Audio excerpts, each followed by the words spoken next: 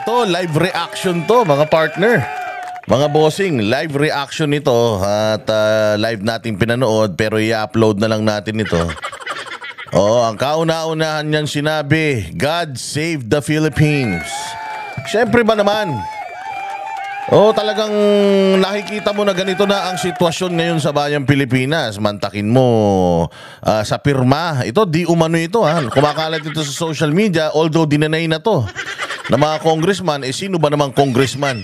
O sino ba namang kriminal ang aamin sa mga kasalanan nila, di ba?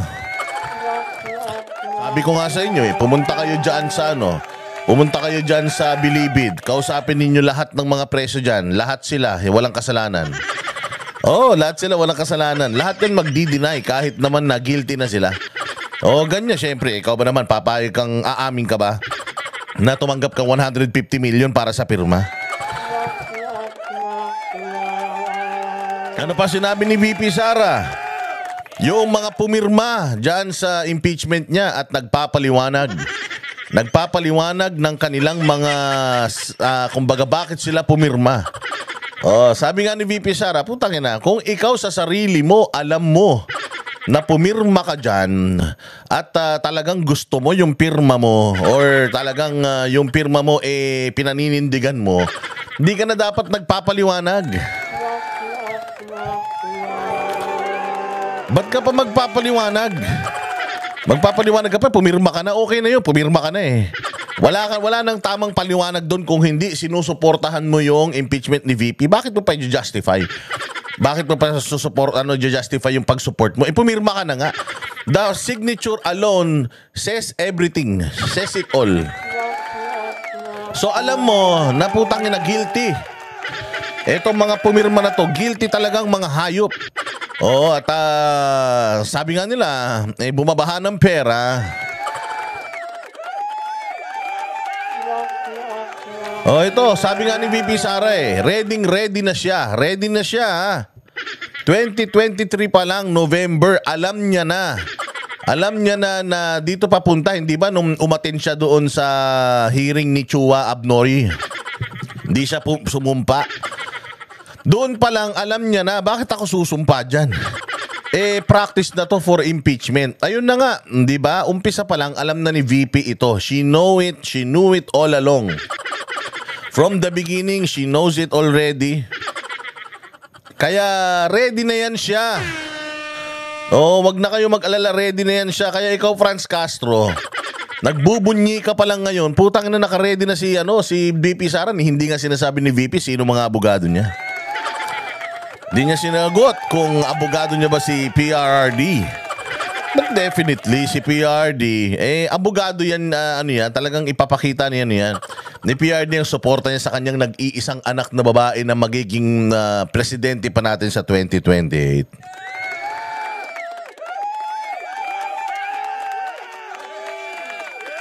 Ang mensahe ni VP Sara sa lahat ay manalig lang kayo dahil bandang huli sa taong bayan ng tagumpay. Palakpakan. And yun pong pagbawas ng kanyang budget sa OVP, di ba ginawa na ng 700 million. O yan, yung mga namatayan at saka yung mga kailangan ng mga medical assistance, wag na po kayong pumila sa OVP. Kasi po, wala pong budget para dyan. Pasensya na po pasensya na, pero wala ng burial ayuda and medical assistance ang ibibigay ang VP dahil nga kinurakong, kinamkam ng mga puki ng inang mga kawatan yan.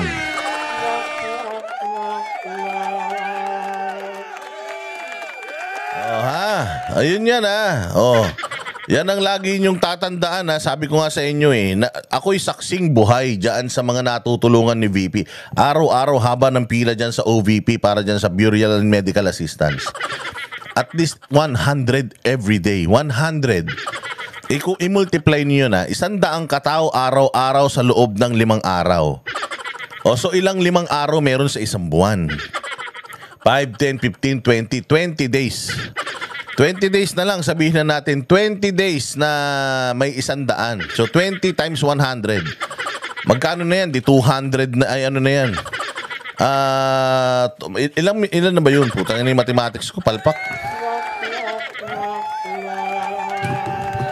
20 times 100. Asan na ba yung calculator ko? O, ayan. 20 times 100. O, di 2,000 na yan. 2,000, sabihin na natin, bawat isa sa kanila nagagrant ng mga 50,000, sabihin na natin. O, times 50,000. Times 50,000. Magkano? Putang ina, 10 milyon. 10 milyon kada linggo. Ay, hindi, kada buwan. Oh, 10 million times 3. Ilan bang araw? Sabihin na natin, 310 days. O, 310. Putang ina niyan. Oh, 10 million times 310 days equals 3.1 billion.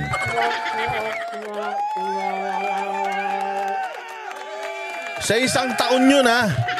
Sa isang taon.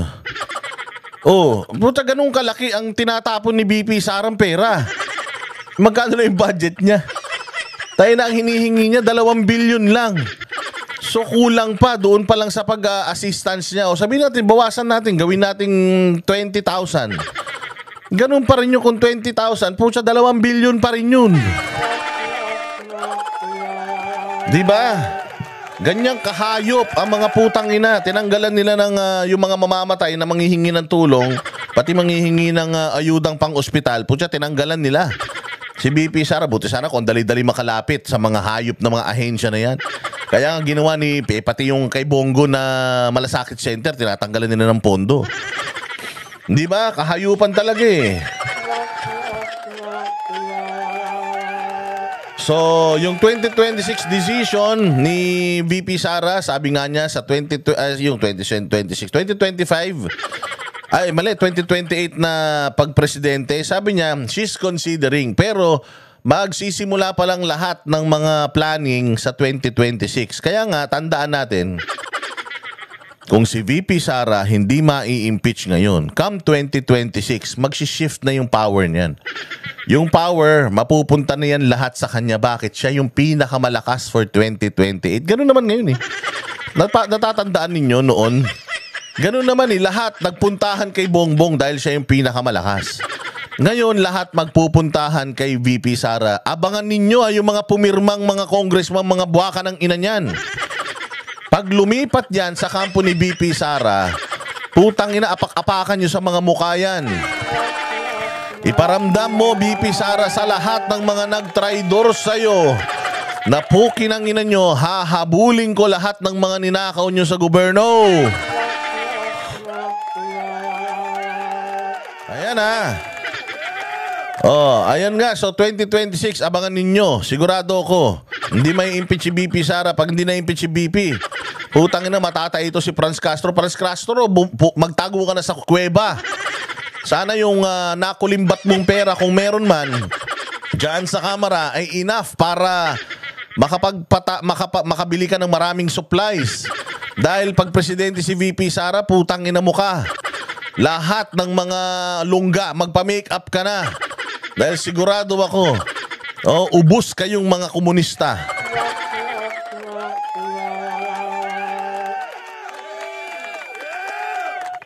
So ito ang masaklap pa na sinabi dito ni Madam VP na hindi daw niya kaibigan ng mga yan. Siguro wala silang mga, kasi si VP may mga close friends siya pero hindi mga politiko. Pero itong mga politiko, you do not befriend them. Why? Hindi ka makakahanap ng totoong kaibigan dito sa mga hayop na mga politiko na ito dahil self-serving lahat yan. Kung sino malakas, doon nakadikit ang mga puki ng ina niyan.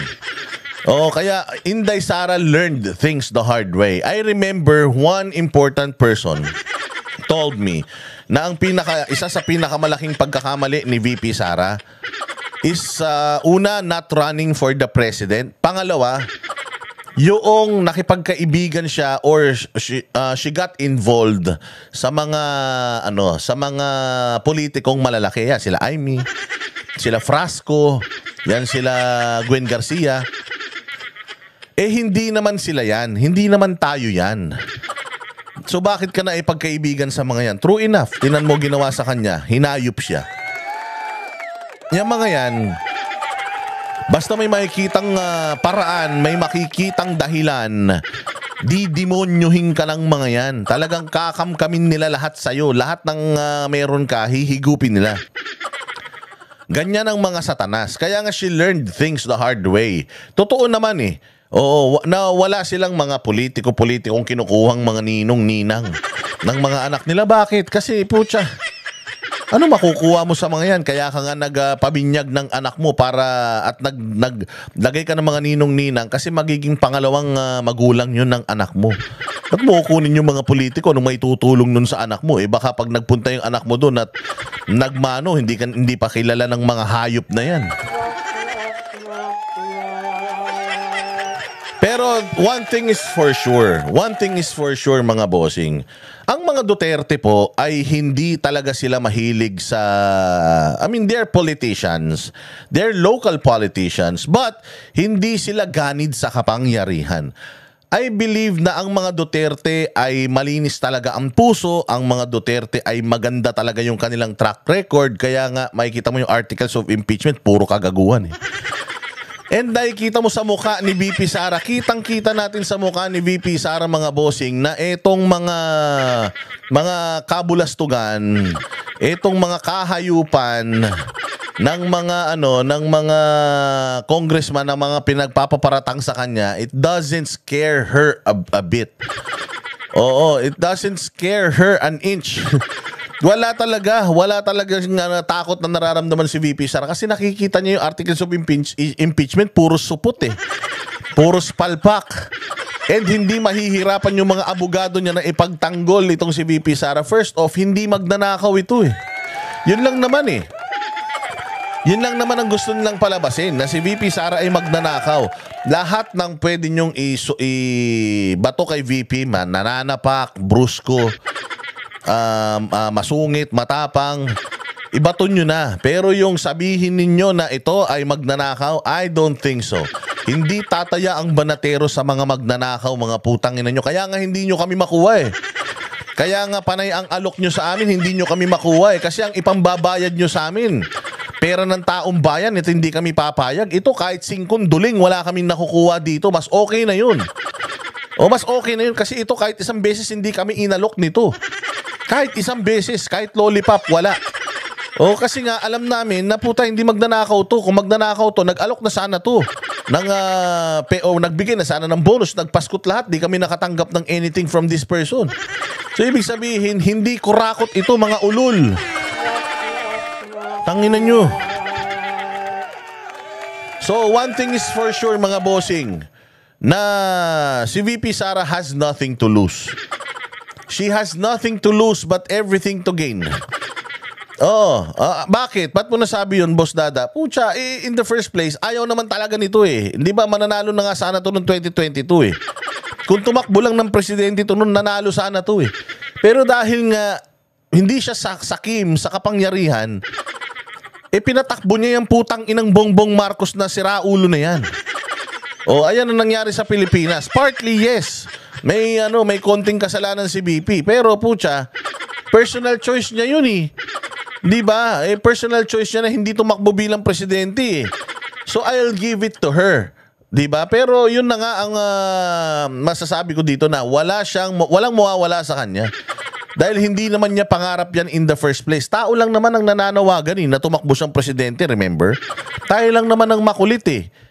Kaya naman tayo nagagalit kasi pinipilit natin siya kahit ayaw naman niya eh.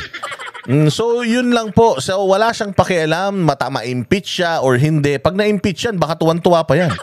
Ay, salamat, hindi na ako pipilitin ng taong bayan na tumakbo ang gulo-gulo ng Pilipinas. Puro kurakot, puro mga adik, mga magnanakaw. Kahit na gaano kagaling ang presidente, putang ina, yung mga senador, mga congressman, puros mga kawatan. Yung mga mayor, gobernador, konsehal, puros mga drug lord.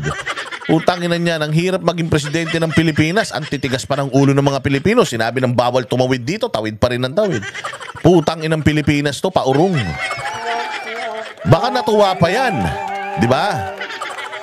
Baka natuwa pa yan mga bossing. At least ay salamat, magiging nanay na ako sa mga anak ko. Maliliit pa yung anak ko eh. Yung anak pa niyang bunso ano pa yun, meron pang medical condition yun na kailangang na tinututukan. So you're actually giving VP Sara a favor kapag ka in-impeach niyo siya. And you know naman na if ever VP Sara will get impeached, someone will rise. Someone will rise up, mga bossing. Merong isa ang uusbong na putang ina maghihiganti para sa kanila. Ayan po, mga bossing. Natunghayan po natin ang maikling sagot. Sigurado ko yung mga nakatutok. Putang ina si Bongbong, baka hindi pa natutulog. Baka natain na sa salawal yun kung anong sasabihin na naman ni VP. Pero nakahinga sila ng maluwag ngayon dahil si VP Sara ay hindi masyadong nagbigay ng mga maaanghang na salita, bagkus nanawagan lang siya na ipagdasal ang bansang Pilipinas dahil papunta tayo sa impyerno dahil tayo'y pinamumunuan ng mga kawatan. Kaya sana pagdating po natin sa eleksyon, iboto po natin yung mga matitino. Again, kailangan double time tayo, palusutin natin lahat ng mga kandidato ni Duterte. Dahil kung hindi, impeach to si VP Sara, putya yan. Pag na-impeach to si VP Sara, yari ang bayang Pilipinas. Maniwala kayo. Ang pipiliin ni Romualdez, ay mali, ni Bongbong na magiging Vice President, malamang kung hindi si Romualdez, si Sandro Marcos. Putang ina nyo, wala kayong magagawa. Kapag ginawa nila yan, wala kayong magagawa. Kasi nagawa na nila lahat ng kademonyohan, tas hindi pa rin tayo umimik. Again, silence is not an option. Mag-ingay tayo. Pinatatahimik na ngayon social media eh. Mandami na namang mga nakablock na mga social media accounts ng mga Magnificent 40. O kaya maging mapagmatsyag tayo, mag-abang tayo mga bossing. At marami pang mga mangyayari. Kaya panatilihin po kayo nakasubscribe sa channel na to, naka-like, naka-share.